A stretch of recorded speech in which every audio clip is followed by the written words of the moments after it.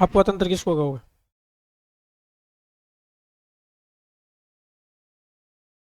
अपवा का तंत्र, अपवा तंत्र बताओ, अपवा तंत्र किसको कहोगे? नदियों के बहाव को, बहने की स्थिति। देखो जैसे मान लो ये नदी बह रही है, एक जल का एक निश्चित प्रवाह के रूप में बहना, वो क्या कहलाता है? उसका अपवाह कहलाता है। क्या कहलाता है? अपवाह कहलाता है। जल का एक निश्चित प्रवाह के रूप में बहना अपवाह है। और अब इस अपवाह के अंदर जैसे मान लो एक जल का अपवाह बह रहा है, उसके अंदर जैसे मान लो एक और अपवाह आ गया, क्या? एक और अपवाह आ गया, मतलब एक नदी और आ गई इसके अंदर, एक नदी और आ गई, एक नदी और आ गई, एक नदी। अब इतनी है कि आगे कहाँ जगह नहीं है। ठीक है, इधर से जैसे मान लो आपके और नदियां आ जाती है ऐसे, जल का एक निश्चित प्रवाह के रूप में बहना, तो वो हो गया उसका अपवाह। और इस पूरे का जो अपवाह का जो जाल है, ये जल का पूरा जाल है, उसको कहते हैं अपवाह तंत्र। ठीक है, अब जैसे मान लो ये आपके जल है, मुख्य जल की धारा ये है आपके। अब इसके अंदर जैसे ये नदी आ रही है, तो इसके अंदर इसकी सहायक होगी, इसमें क्या ये सहायक है, इसके अंदर आके गिर रही है तो सहायक है, इससे बाहर निकल रही है वो आपकी उसकी शाखा है। जैसे मान लो यहाँ से कोई बाहर निकल रही है, एक छोटी सी शाखा बाहर निकल गई, तो वो आपकी इसकी सहायक नदी नहीं है, वो तो इससे निकली हुई शाखा है। और इसके अंदर आके कोई नदी गिर रही है, वो उसकी क्या होगी? सहायक नदी होगी। क्या होगी? सहायक नदी। अब ये इसकी सहायक है, ये इसकी सहायक है, इसकी सहायक है, आगे सहायक से सहायक बढ़ती जाती है। अगर ये आपकी इस नदी के अंदर आके गिर रही है, तो ये आपके ए नदी का अपवा तंत्र हो गया, इसका, इस नदी का अपवा तंत्र हो गया ये नदी। अब ये आपके नदी है, इसमें आपके ये ए वाली नदी किस में आ रही है? इस बी वाली में। तो अब ये बी का अपवा तंत्र हो गया यहाँ से यहाँ तक, मतलब तीनों ये बी का अपवा तंत्र है।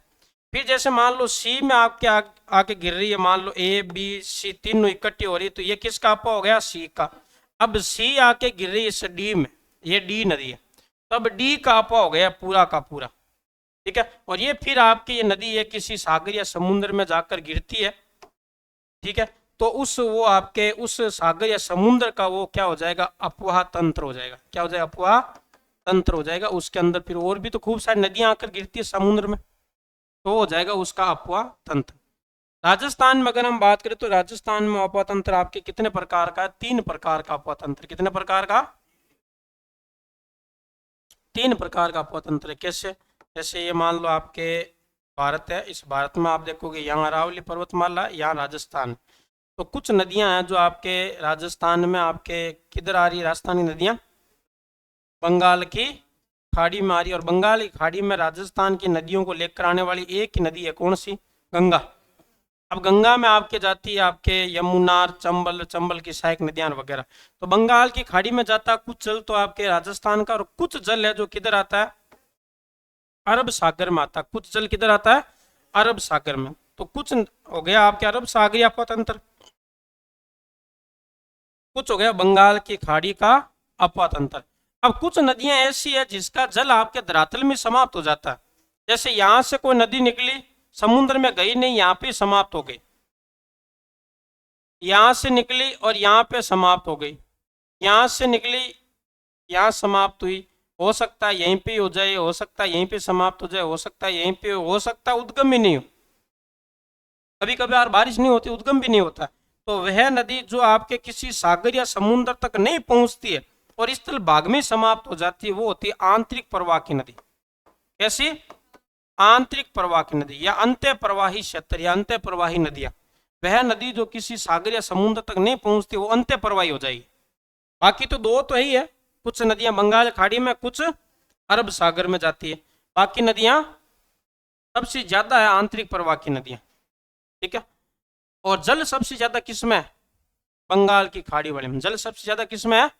बंगाल की खाड़ी तक कोई नदी पहुंचती है, इसका मतलब उसमें जल ज्यादा था, तभी तो वहां तक पहुंचती है। ठीक है, जैसे मान लो आपके यमुना में चंबल जा रही है, चंबल में आपके बहुत ज्यादा जल की मात्रा है। चंबल के अंदर आपके और जल किस किस नदियों से आता है, जैसे आपके मुख्य काली सिंध, इधर से आपके बनास, उनमें भी खूब जल है। तब आपके जाके चंबल यमुना में मिलती है। फिर यमुना में पीछे से खूब जल आएगा, तभी ये जाके आपके कहाँ मिलेगी, गंगा में। तो कुल मिलाकर कुछ नदियां बंगाल की खाड़ी में, कुछ अरब सागर में, कुछ आंतरिक प्रवाह की। इसमें जल कम है। सबसे कम जल किसमें है, सबसे ज्यादा किसमें है? सबसे ज्यादा नदियां है कौन सी, आंतरिक प्रवाह की। ठीक है, फिर आगे बढ़ते हैं अपन। क्या आंतरिक प्रवाह में और देखें तो और क्या परिभाषा दे सकते हैं आंतरिक प्रवाह की। एक तो हो गई वह नदी जो किसी सागर या समुद्र तक नहीं पहुंचकर स्थल भाग में समाप्त हो जाती है, वो आंतरिक प्रवाह की हो गई। और क्या, वह नदी जो किसी झील में जाकर समाप्त हो जाती है। झील में समाप्त हो गई तो झील तो स्थल भाग के अंदर ही तो बनी हुई है। जैसे ये राजस्थान है, इस राजस्थान में कोई झील बनी हुई, इस झील के अंदर कोई नदी गिर रही है, तो ये झील बनाई नदी के लिए। जैसे नागौर में झील बना लो, आप बना लो, यहाँ नागौर में 2-3 झीलें बना लो, नहीं बनेगी, क्यों, नदी नहीं है। तो नदी का पानी यहाँ आके इकट्ठा हो रहा है, इसका मतलब समुद्र में थोड़ी गिर रहा है, किसी झील में गिर रहा है। तो कोई नदी है जो झील में गिरती है तो भी वो क्या, आंतरिक प्रवाह की नदी है। वह नदी जो किसी झील में जाकर गिरती है तो भी वो आंतरिक प्रवाह की नदी है। और वह नदी जिसका उद्गम निश्चित होता है, यहाँ से नदी निकलती यहाँ से फिक्स है, उद्गम निश्चित होता है, परंतु मुहाना या समापन निश्चित नहीं है। ये यहीं पर भी समाप्त हो जाती है, यहीं पर भी हो जाती है, यहीं पर भी हो जाती है। ठीक है, और रवाना नहीं होती है। तो इसका उद्गम फिक्स होता है, लेकिन मुहाना समापन कोई फिक्स नहीं होता है, कोई लंबाई इसकी फिक्स नहीं होती कितनी लंबी है। फिर भी किताबों में लिखा होता है, लंबाई आपके फिक्स नहीं है। तो कुल मिलाकर जिसका उद्गम निश्चित हो, मुहाना निश्चित नहीं हो, वह आंतरिक प्रवाह की। वह नदी जो आपके किसी झील में गिरती है, आंतरिक प्रवाह की। वह नदी जो सागर समुद्र में नहीं पहुंचती, स्थल भाग में समाप्त हो जाती है, आंतरिक प्रवाह की। आंतरिक प्रवाह का सबसे अच्छा उदाहरण है सांबर झील। जैसे मान लो आपके सांबर झील है, कौन सी झील है, सांबर झील। अब सांबर झील में आपके नदियां आकर गिरती है, तो इसका मतलब ये आंतरिक प्रवाह की हो गई। सांबर झील में नदियां आती है 4, एक आती है खारी, एक आती है खंडेला, एक आती है रूपनगढ़, रूपन, एक आती है मैंथा। खारी, खंडेला, रूपनगढ़, मैंथा। खारी, खंडेला, खारी आती है नागौर से, खंडेला आती है सीकर से, रूपनगढ़ आती है अजमेर से, मैंथा आती है, तीनों मैंने बता दिया, आप बता दो, एक आप बता दो। हाँ, मैंथा। अभी नदियां पटी नहीं है, अगर पटी होती तो आप बता के कौन देता था, पटाई उड़ी है कि बता देते। पटाई उड़ी है, मनोहरपुरा की पहाड़ी जयपुर से मैंथा नदी निकलती है। ठीक है, अभी आपसे जैसे जैसे नदियां आएगी आपसे पूछते चलेंगे कि आपने पहले पढ़ी थी ये पहाड़ी, आपको याद है क्या। ठीक है, तो मैंथा नदी कहाँ से निकलती है, मनोहरपुरा की पहाड़ी जयपुर से निकलती है। कहाँ से निकलती है, मनोहरपुरा की पहाड़ी जयपुर से निकलती है। ठीक है, निश्चित वाहिकाओं के माध्यम से हो रहे जल प्रवाह को क्या कहा जाता है, अपवा तंत्र कहा। इन वाहिकाओं के संपूर्ण जल को अपवा तंत्र कहते हैं। अपवा तंत्र 3 प्रकार का, बंगाल खाड़ी, अरब सागरी और आंतरिक अपवा तंत्र। ठीक है, अब इसमें अगर हम देखें तो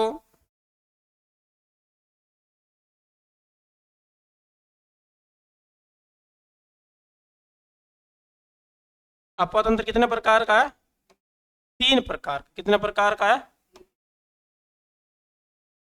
एक तो आपके बंगाल की खाड़ी, एक आपके अरब सागरीय, और एक आंतरिक या अंत प्रवाह। बंगाल की खाड़ी वाले की बात करें तो इसमें आपके प्रवाह क्षेत्र कितना है, प्रवाह क्षेत्र मतलब प्रवाह क्षेत्र मतलब नदियां कितना भूभाग कवर करती है।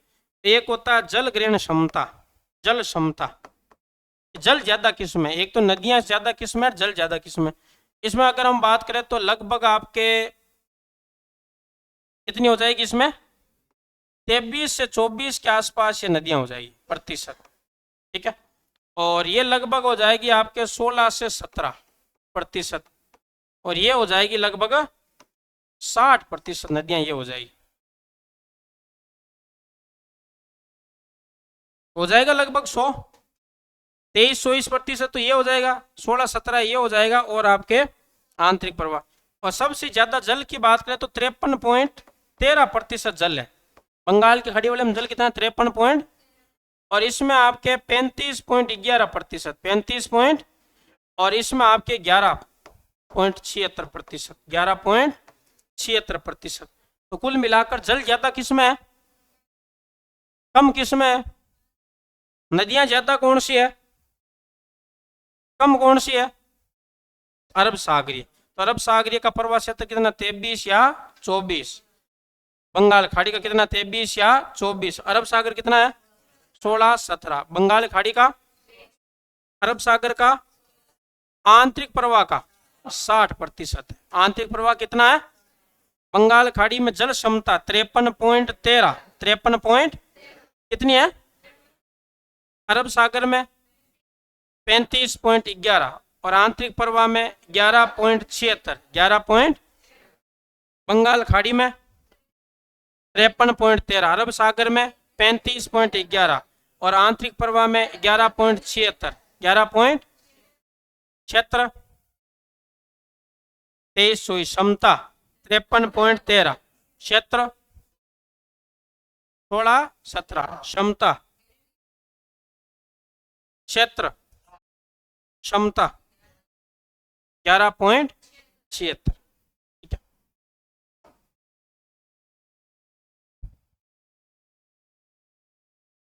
फिर इसमें आंतरिक प्रवाह की परिभाषा, वह नदी जो किसी सागर या समुद्र तक न पहुंचकर स्थल भाग में विलुप्त हो जाती है या किसी झील में आपके प्रवाहित हो जाती है, उसको कहते हैं अंतः प्रवाही नदी। ठीक है, या उद्गम तो निश्चित होता, मुहाना अनिश्चित होता है। भारत में सर्वाधिक राजस्थान में पाई जाती है अपवा तंत्र, और राजस्थान में ये सबसे बड़ा अपवा तंत्र है, 60% है। सबसे छोटा कौन सा है?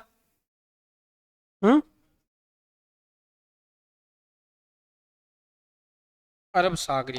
देखो, अब हम बात करें तो नदियों में अगर हम देखें राजस्थान में, तो राजस्थान में सर्वाधिक नदियां कहां पर है और न्यूनतम नदियां कहां पर है? सर्वाधिक और न्यूनतम, न्यूनतम नदियां कहां है? अब सर्वाधिक नदियों की बात करें तो पहले देखेंगे आपके सर्वाधिक वाला भौतिक प्रदेश कौन सा है। सर्वाधिक नदियों वाला भौतिक प्रदेश कौन सा है? सर्वाधिक नदियों वाला संभाग कौन सा है? सर्वाधिक नदियों वाला आपके जिला कौन सा है?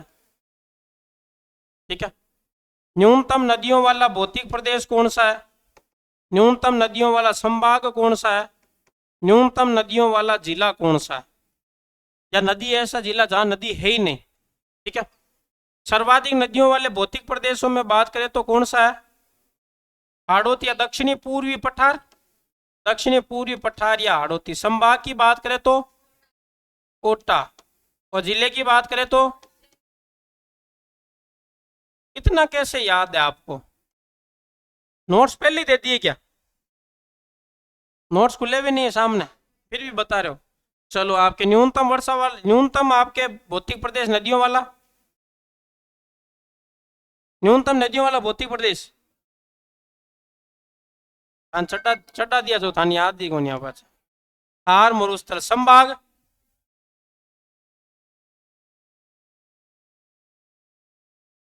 तारीफ करनी नहीं चाहिए ना। कौन सा हो जाएगा? जोधपुर, है ना? बीकानेर होगा। क्यों? बीकानेर जोधपुर में क्या फर्क है?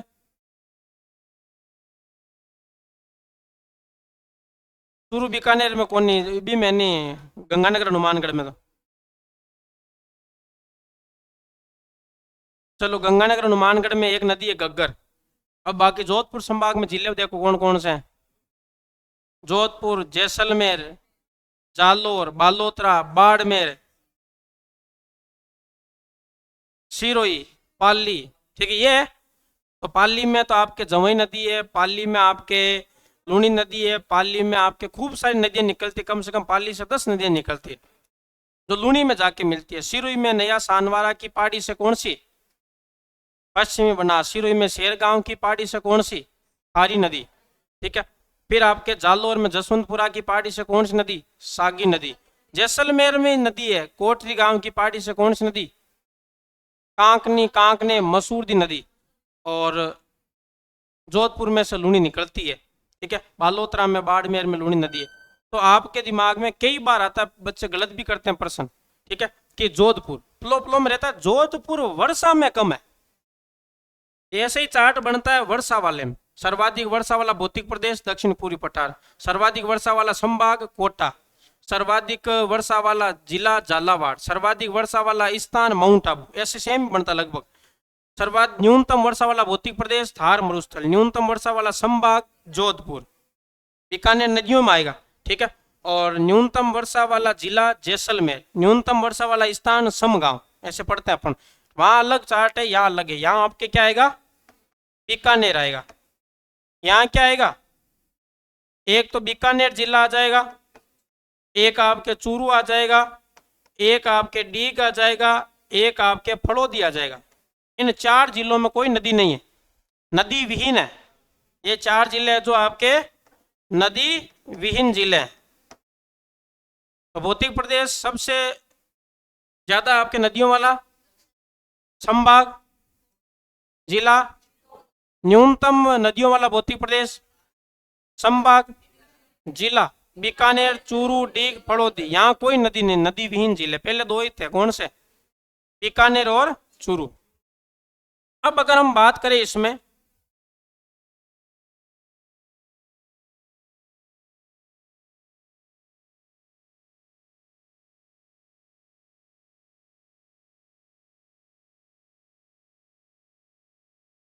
देखो एक नदी है आपके,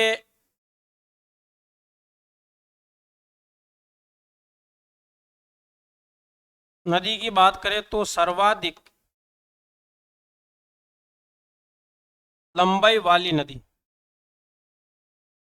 राजस्थान में, राजस्थान की, ठीक है, आंतरिक प्रवाह की सर्वाधिक लंबाई वाली नदी राजस्थान में और राजस्थान की। फिर सर्वाधिक जल ग्रहण क्षमता वाली, सर्वाधिक जल ग्रहण क्षमता वाली नदी। राजस्थान की सबसे ज्यादा आपके सर्वाधिक जल ग्रहण क्षमता किसकी है। फिर मैं भी बताते हूँ किसकी है, ठीक है। और राजस्थान की सबसे छोटी नदी है कौन सी, अभी बताएंगे। राजस्थान की सबसे छोटी नदी है, वो भी आंतरिक प्रवाह की है, छोटी है आंतरिक प्रवाह की। देखो कौन सी है, ठीक है। सर्वाधिक लंबाई वाली नदी है राजस्थान में चंबल, राजस्थान में चंबल, राजस्थान की बनास, है ना। चलो बताओ अंतर क्या है इसमें, सही है क्या। पहले तो बताओ मैं और की में फर्क क्या है। मैं बताओ, मैं राजस्थान में,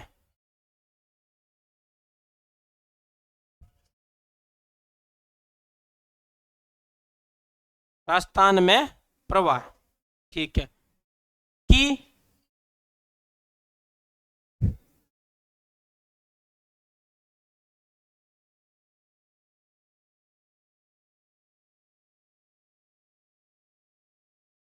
अब कुछ दिमाग लगे तो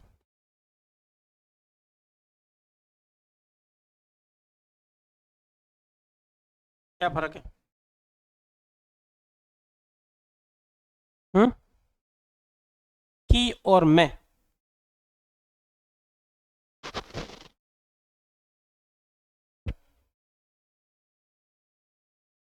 नहीं, चंबल तो मध्य प्रदेश से आती है,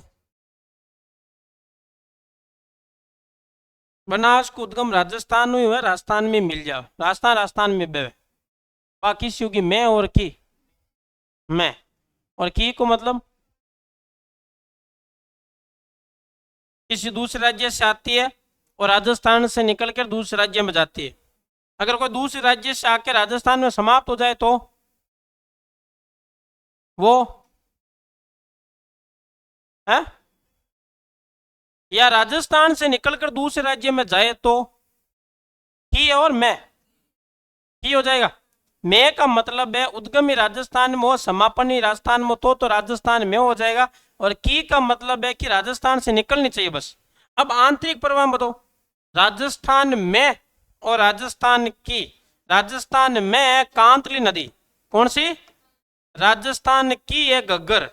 मतलब क्या हुआ इसका? कांतली राजस्थान से निकलती है और राजस्थान में खत्म हो जाती है, समाप्त हो जाती है। ठीक है, घग्गर पंजाब, हरियाणा, राजस्थान और पाकिस्तान में जाती है। तो फिर ये आंतरिक प्रवाह कैसी हुई? पाकिस्तान में जाती है ना।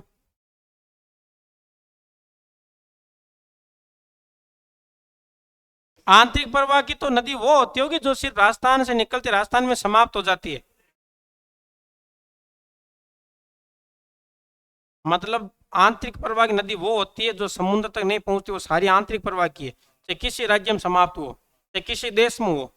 घग्गर नदी है जो आपके पाकिस्तान में समाप्त होती है, समुद्र तक तो नहीं जाती है, तो आंतरिक प्रवाह की होगी अपने आप ही। तो ये राजस्थान में उद्गम, राजस्थान में समापन, ये आपके पंजाब से उद्गम और पाकिस्तान में समापन, या फिर कभी कभार राजस्थान में समाप्त हो जाती है, तो वो हो जाती है राजस्थान की और राजस्थान में कांतली। अब है सर्वाधिक जल ग्रहण क्षमता वाली नदी बनास, कौन सी है? बनास। सबसे ज्यादा जल ग्रहण क्षमता किसकी है? बनास की। राजस्थान की सबसे छोटी नदी है कांकनी, कौन सी है? कांकनी या कांकने या मसूरदी या मसूरदी।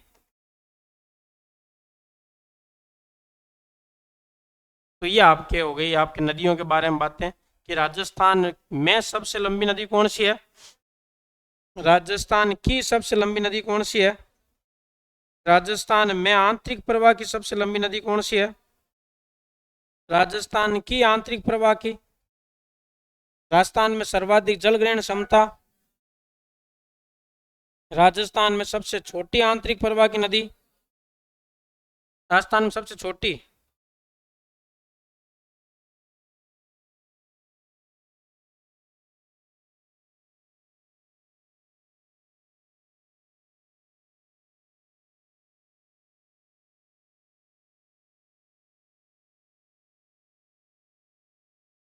देखो राजस्थान की बात करें तो राजस्थान में आपके राजस्थान के उत्तर में, दक्षिण में और पूर्व में, पश्चिम में सबसे लंबी नदी कौन? राजस्थान के उत्तर में सबसे लंबी नदी कौन सी है? घग्गर। कौन सी है? राजस्थान के दक्षिण में सबसे लंबी नदी कौन सी है? माही। राजस्थान के पश्चिम में सबसे लंबी नदी कौन सी है? लूणी। कौन सी है? और राजस्थान के पूर्व में सबसे लंबी नदी कौन सी है? चंबल। कौन सी है? चंबल। पूर्व में कौन सी है? चंबल। उत्तर में घग्गर, दक्षिण में माई, पूर्व में, पश्चिम में, पूर्व में चंबल और पश्चिम में लूणी।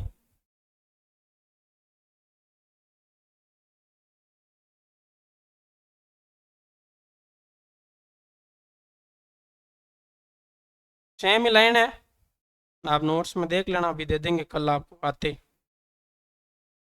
सबसे पहले नदी लेते हैं अपन चंबल, बंगाल की खाड़ी का आपको तंत्र पहले पढ़ते हैं, और उसमें अपन नदी कौन सी लेते हैं?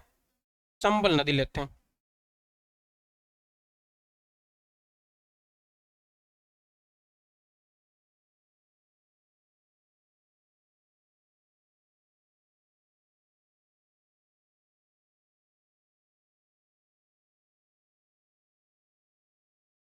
ये पेंटिंग मेरी नहीं है ना, क्योंकि मैं इससे भी और अच्छी बनाता हूँ, ये मेरी नहीं।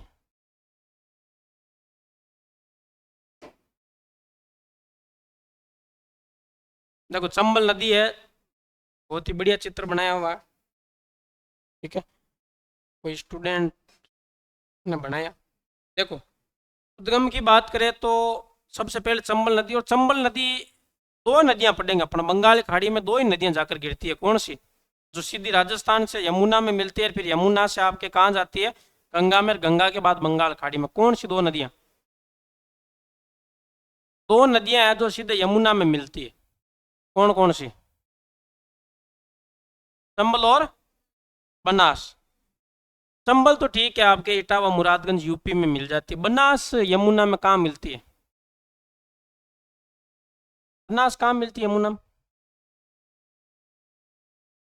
हाँ, मैं तो पूछू यमुना में मिलने वाली दो नदियां कौन सी है? दो नदियां पढ़ेंगे अपन। अब अपन पढ़ेंगे चंबल नदी, तो चंबल की सहायक पढ़ेंगे बनास, वो तो सहायक में हो जाएगी।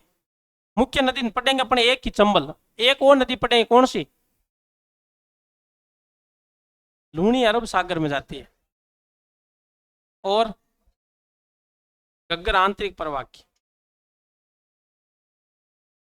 यमुना में जाकर मिलने वाली सीधी नदी कौन सी है?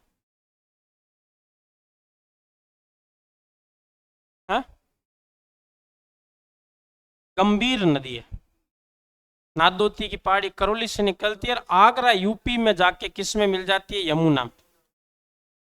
ठीक है, ये किसी भी स्टूडेंट को नहीं आता। कभी भी आपके बैच में कोई भी स्टूडेंट होता है जो आज तक बैच बने उसमें ये सवाल करते हैं तो नहीं आता किसी को।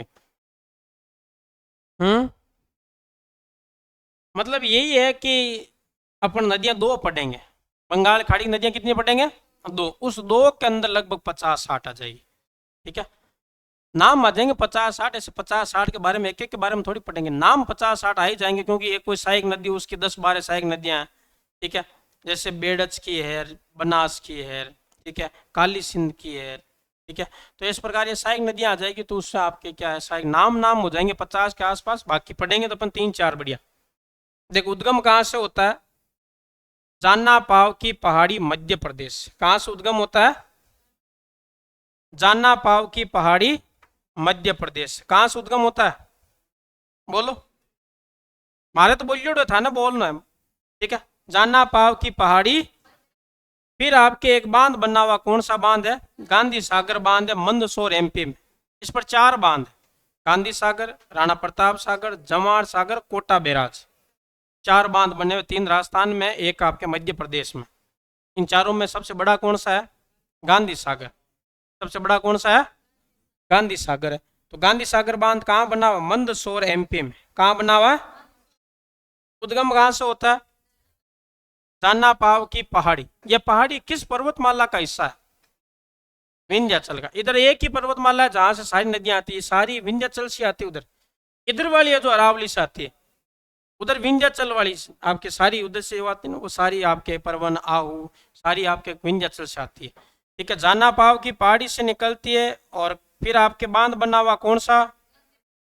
फिर आपके 84 गढ़ मध्य प्रदेश का जगह है। 84 गढ़ पुरानी पहले किताबों में या लंबे समय से यही चल रहा है कि 84 गढ़ चित्तौड़गढ़ में। ठीक है, तो 84 गढ़ से आपके क्या करती है? 84 गढ़ मध्य प्रदेश में। 84 गढ़ दुर्ग आप सर्च करोगे, 84 गढ़ दुर्ग चित्तौड़ उधर आपके मध्य प्रदेश में। तो 84 गढ़ मध्य प्रदेश से और रावत बाटा चित्तौड़गढ़ से राजस्थान में प्रवेश करती है। उद्गम कहां से? जाना पाव की पहाड़ी मध्य प्रदेश से। ठीक है, और सबसे पहले आपके बांध कौन सा है? गांधी सागर बांध है। फिर आप राजस्थान में प्रवेश 84 गढ़ मध्य प्रदेश और रावत बाटा चित्तौड़गढ़ से। फिर आपके आगे बढ़ती है नदी आती है इधर से, कौन सी? गुंजाली। इधर से कौन सी नदी आती है? गुंजाली नदी आती है। कौन सी आती है? गुंजाली। फिर आपके आगे बढ़ते हैं तो आगे बढ़ते हैं, एक बांध आता है, कौन सा? राणा प्रताप सागर बांध है, रावत बाटा चित्तौड़गढ़। राजस्थान का सबसे ज्यादा जल ग्रहण क्षमता वाला बांध, सबसे ज्यादा जल ग्रहण क्षमता इसकी है। ठीक है, कौन सा बांध है? राणा प्रताप सागर बांध। कौन सी नदी है? गुंजाली। फिर आगे बढ़ते हैं, इधर से एक नदी आती है हरिपुरा की पहाड़ी से, ब्राह्मणी। पढ़ी होगी, हरिपुरा की पहाड़ी पढ़ी चित्तौड़गढ़ में। वहां से एक नदी आती है, कौन सी? ब्राह्मणी। कौन सी नदी? कहां से? और इस ब्राह्मणी में एक नदी आती है ओरई। कौन सी आती है? ओरई। ब्राह्मणी और ओरई दोनों मिलती है, वहां अभ्यारण्य है, कौन सा? पश्चिम अभ्यारण्य। कौन सा अभ्यारण्य है? कौन सी नदियां मिलती है? ब्राह्मणी और ओरई। कौन सा अभ्यारण्य है? कहां पर है? चित्तौड़गढ़ में। ब्राह्मणी नदी कहां से निकलती है? हरिपुरा की पहाड़ी से। फिर आपके आगे बढ़ती है नदी ब्राह्मणी, और जहां पर ब्राह्मणी नदी चंबल में मिलती है वहां दुर्ग बना हुआ भैंसरोडगढ़। कौन सा दुर्ग है? तो भैंसरोडगढ़ दुर्ग कौन सी दो नदियों के संगम पर है? ब्राह्मणी और चंबल, ब्राह्मणी और चंबल जहां मिलती है वहां दूर कौन सा बना हुआ? भैंसरोडगढ़। सबसे पहले उद्गम, फिर बांध गांधी सागर, फिर राजस्थान प्रवेश 84गढ़ से निकलती है और रावत बाटा से प्रवेश कर लेती है। इधर से गुंजाली, बांध राणा प्रताप सागर, इधर से नदी ब्राह्मणी, ब्राह्मणी में ओरई, ब्राह्मणी ओरई मिलती है वहां बस्य अभियान, फिर ब्राह्मणी आकर मिलती है किसमें? चंबल में, वहां कौन सा? भैंसरोडगढ़ दुर्ग। फिर नदी आगे बढ़ती है, एक जलप्रपात बनाती है, कौन सा? चूलिया जलप्रपात, चूलिया जलप्रपात चित्तौड़गढ़ में, राजस्थान का सबसे ऊंचा जलप्रपात। चंबल, चूलिया, चित्तौड़गढ़, है ना, चंबल, चूलिया, चित्तौड़गढ़, और राजस्थान का सबसे ऊंचा जलप्रपात है, कितना ऊंचा?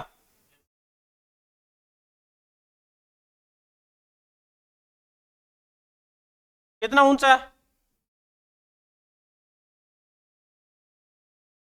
ऐसे क्या कर रहे हो, कभी पढ़ा ही नहीं? 18 मीटर ऊंचा, कितना है? 18 मीटर ऊंचा। फिर इधर से आपके आती है कुराल नदी, कौन सी नदी आती है? कुराल नदी। कुराल कहां से आती है? पहले इधर वाली देख लेते कौन कौन सी आती है इधर से। कुराल नदी आती है ऊपर माल के पठार से, कहां से आती है? ऊपर माल के पठार से, इधर से हरिपुरा से ब्राह्मणी है, फिर ओरई है, गुंजाली है, तो ये कुराल नदी है। फिर एक नदी है मेज, कौन सी?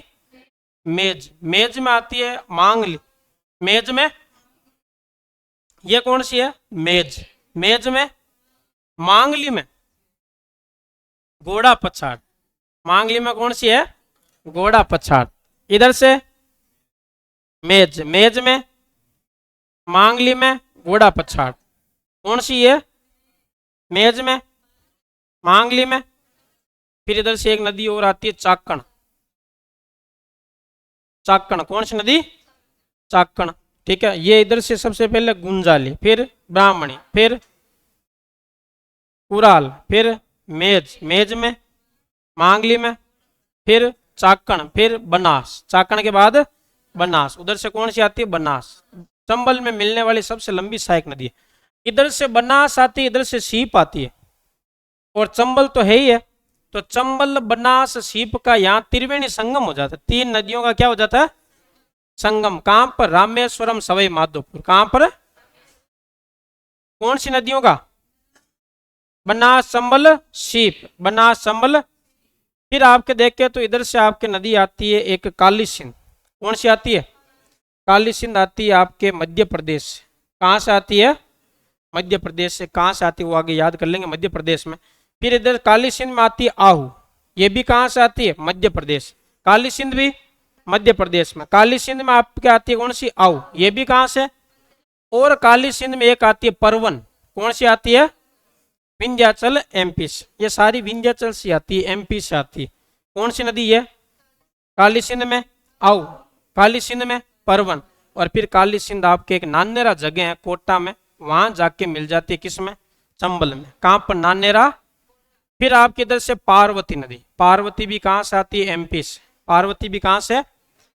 आओ एमपी, काली सिंध एमपी, परवन एमपी, पार्वती एमपी, और सीप एमपी, ठीक है। और वापस देखो, गांधी सागर बांध, राणा प्रताप सागर बांध, और जवाहर सागर बांध है कहां पर? कोटा में। कोटा बांध या जवाहर सागर बांध कहां पे? और फिर आपके कोटा बैराज, कोटा बैराज कहां पे? कोटा। कोटा बैराज सबसे लास्ट में। सबसे पहले गांधी सागर, फिर राणा प्रताप सागर, फिर जवाहर सागर या कोटा बांध, और फिर कोटा बैराज, ठीक है। और इधर से सहायक नदी गुंजाली, ब्राह्मणी, कुराल, मेज, चाकण, बनास। इधर से काली सिंध, काली सिंध में आऊ और परवन, फिर पार्वती, फिर सीप, ठीक है। और फिर आपके कहां चली जाती है नदी? यहां से आपके एक नदी और मिलती है कुन्नू, सीप के बाद कुन्नू, और फिर ये चली जाती है राजस्थान से बाहर। राजस्थान से बाहर जाकर इटावा जगह है, इटावा में जाकर मिल जाती है किसमें? यमुना। इटावा कहाँ है?